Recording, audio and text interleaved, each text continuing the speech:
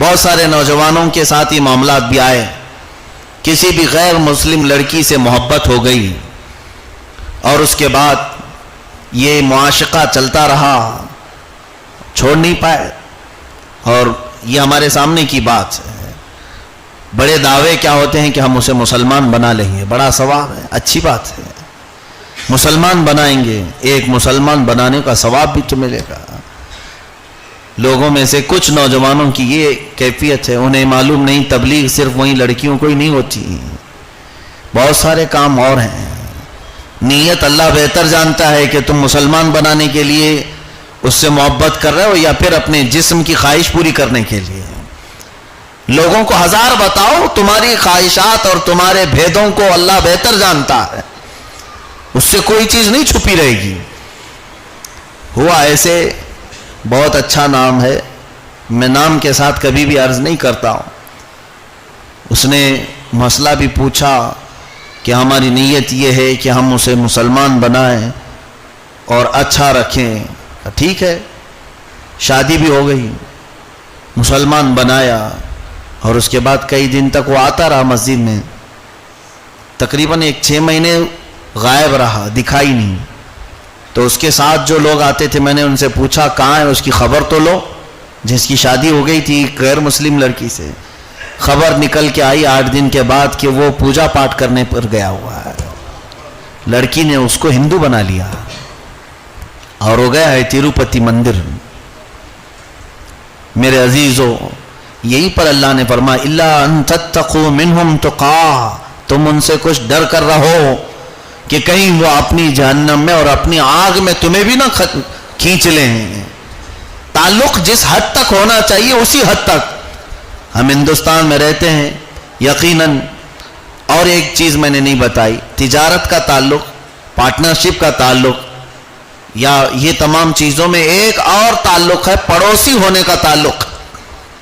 اسلام نے اس کے بھی احکام بتائے ہیں۔ اگر کوئی کافر اور مشرک ہمارا پڑوسی ہے تو اس کے ساتھ بھی حسن سلوک کا حکم دیا گیا ہے، اس کے ساتھ اچھا سلوک کیا جائے، یا اگر اس سے ہماری میل ملاپ ہوتی ہے تو جائز ہے، اس کی کسی چیز میں، گھر پر آنے والی مصیبت یا کسی چیز میں کھڑا ہونا یہ جائز ہے۔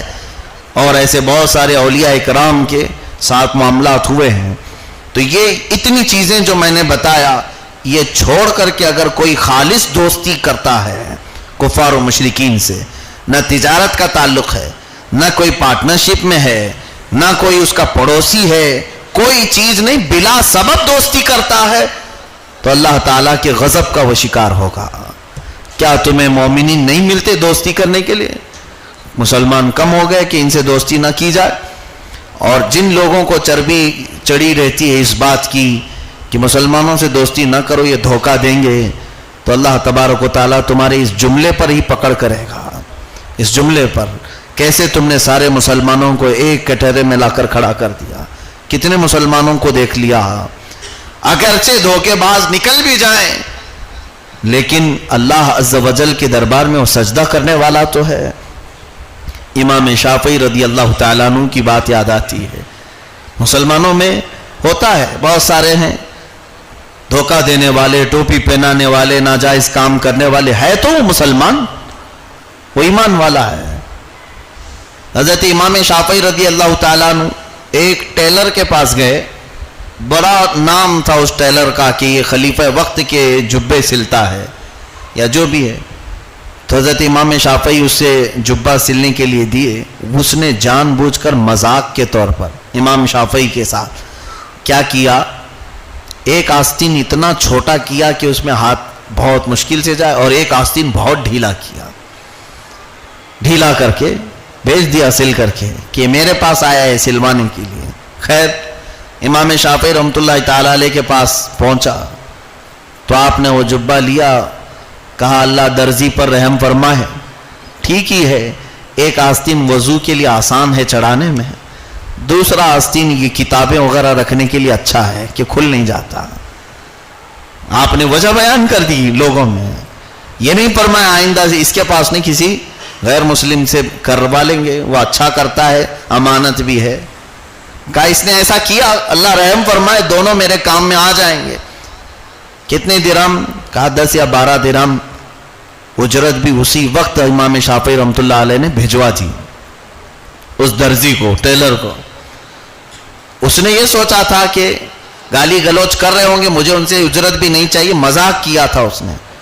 تو جب اجرت ملی اس کی، ٹیلر کی، درزی کی، تو لوگوں سے اس نے پوچھا کہ بھائی وہ جبہ پہن کے دے گے؟ کہاں پہن کر کے بھی دکھایا، اور انہوں نے تعریف بھی کی کہ اچھا کیا ہے، اچھا سلا ہے. کہہ رہے تھے کہ ایک آستین وضو چڑھانے کے لیے آسان ہے، دوسرا کتابیں رکھنے کے لیے اوپر آسان ہے. وہ درزی پوچھتا ہے یہ کون ہے؟ نہیں جانتا تھا یہ کون ہے. تو جو ان کے شاگرد آئے تھے انہوں نے کہا یہ محدث وقت امام محمد بن ادریس شافعی ہیں. اس درزی کو اتنی شرمندگی ہوئی، دوڑا دوڑا آیا امام شافعی کے پاس اور معافی طلب کیا کہ میں نے آپ کے ساتھ مذاق کیا تھا، یہ میں نے مذاق میں کام کیا تھا، اور آپ نے اس پر بھی میری تعریف کی، اور زندگی بھر امام شافعی کے شاگردوں میں شامل رہا. یہ ہمارے ائمہ کرام ہیں. یہ امتحان کی گھڑی ہوتی ہے، اگر کسی مسلمان سے نقصان ہو جائے تو یہ امتحان کی گھڑی ہے. اس وقت ہمیں یہ سوچنا چاہیے کم از کم وہ رب ذوالجلال کا نام لیوا تو ہے، وہ مصطفیٰ کریم صلی اللہ علیہ وسلم کی بات تو کرتا ہے. میرے ساتھ دھوکہ کیا ہے ٹھیک ہے، لیکن اس کے نقصان کو دیکھ کر کہیں کافر کے پاس نہ چلے جاؤ. آج حیرت ہوتی ہے، میں نے یہ دیکھا بھی، کبھی آپ نے دیکھا کسی بھی عید میں، رمضان کی عید آئے، بقرعید کی عید آئے، پورے غیر مسلموں کے محلوں میں ٹوپی بکتی ہے، عطر بکتا ہے، جبے کرتے ازار بکتے ہیں، کبھی دیکھا؟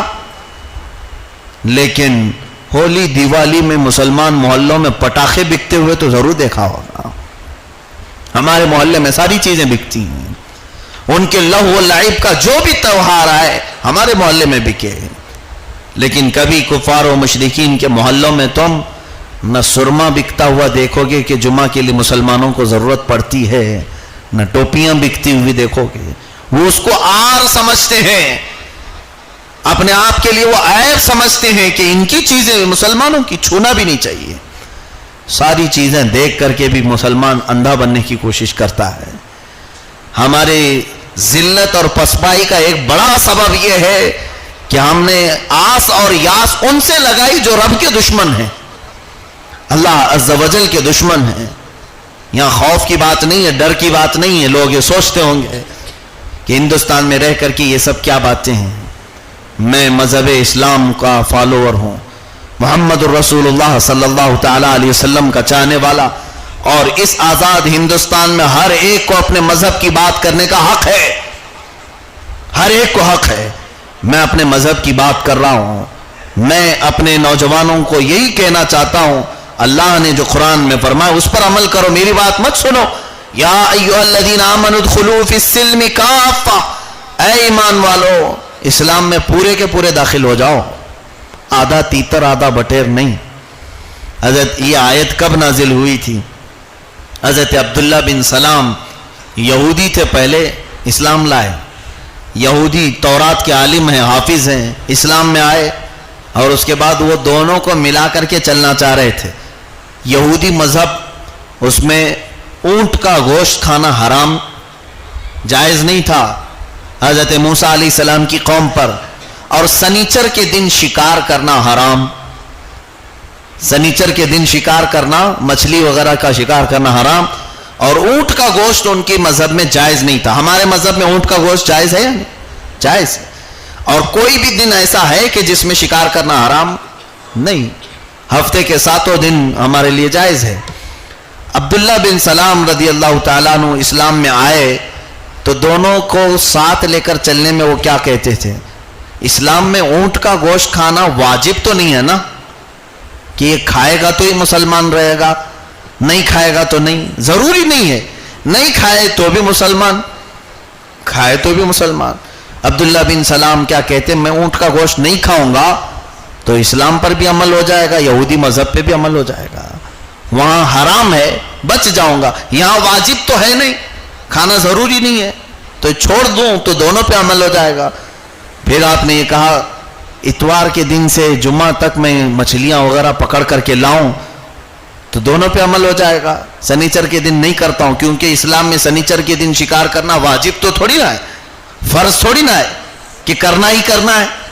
اس دن نہیں کروں گا, چھٹی کر لوں گا, باقی کے دنوں شکار کر لوں تو دونوں پہ عمل ہو جائے گا, یہودی مذہب پر بھی اسلام پر بھی.